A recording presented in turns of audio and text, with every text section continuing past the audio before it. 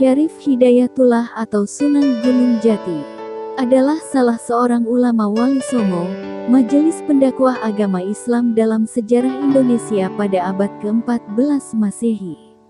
Ulama ini juga merupakan Sultan Cirebon tahun 1479 sampai tahun 1568 dengan gelar Susuhunan Jati.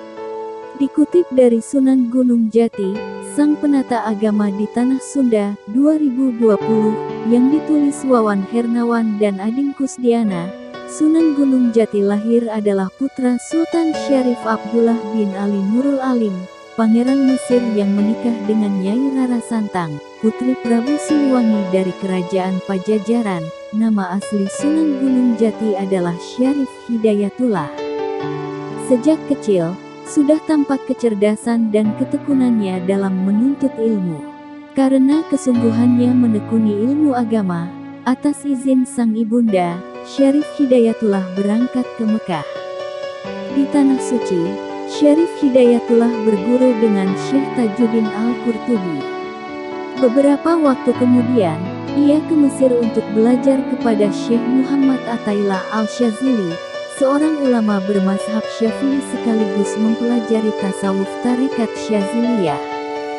Baca juga sejarah singkat Kesultanan Cirebon, Kerajaan Islam Sunda pertama, sejarah Masjid Raya Baitur Rahman Aceh, pendiri, dan ciri arsitektur sejarah Sunan Kalijaga, dakwah Wali Songo Mantang Bromocora atas arahan dari Syekh Athaillah. Syarif Hidayatullah kemudian pulang ke Nusantara untuk berguru pada Syekh Maulana Ishaq di Pasai, Aceh.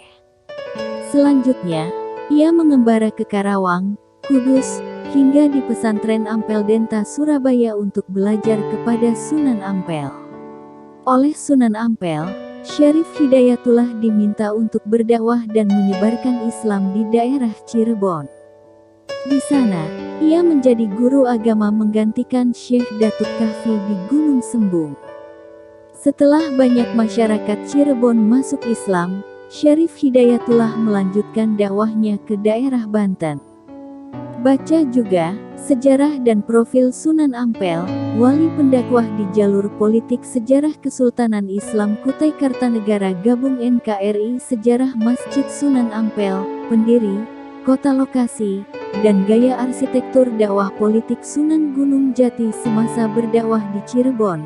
Syarif Hidayatullah menikah dengan Nyi Ratu Pakumwati, putri Pangeran Cakrabuana atau Haji Abdullah Iman, penguasa Cirebon kala itu. Dalam buku Atlas Wali Songo, 2016, yang ditulis Agus Sunyoto diungkapkan, atas bantuan mertuanya, Syarif Hidayatullah mendirikan sebuah pondok pesantren dan mengajarkan Islam kepada penduduk sekitar. Oleh para santrinya, Syarif Hidayatullah dipanggil dengan julukan Maulana Jati atau Syekh Jati.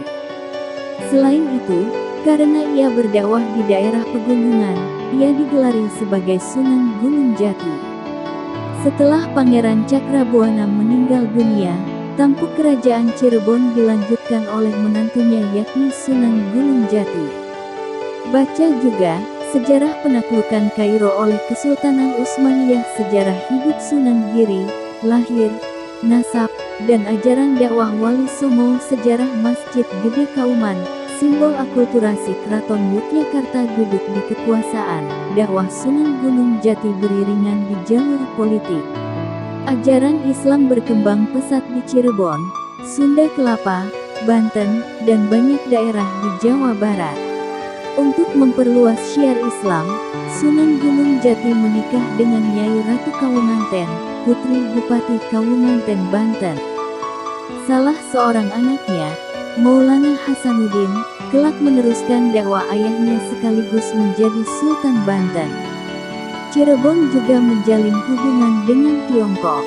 Diceritakan, Sunan Gunung Jati juga menikahi putri Kaisar Cina Honghu dari dinasti Ming yang bernama Ong Tien. Usai menikah dengan Syarif Hidayatullah, ia berganti nama Nyi Mas Rara Sumanding. Dakwah Islam yang dilakukan Sunan Gunung Jati kian kokoh berkat kerjasama dengan banyak kerajaan tersebut. Pada 1568, Sunan Gunung Jati berpulang. Ketika meninggal, usianya diperkirakan mencapai 118 tahun. Makamnya terletak di Gunung Sembung, Desa Astana, Cirebon Utara.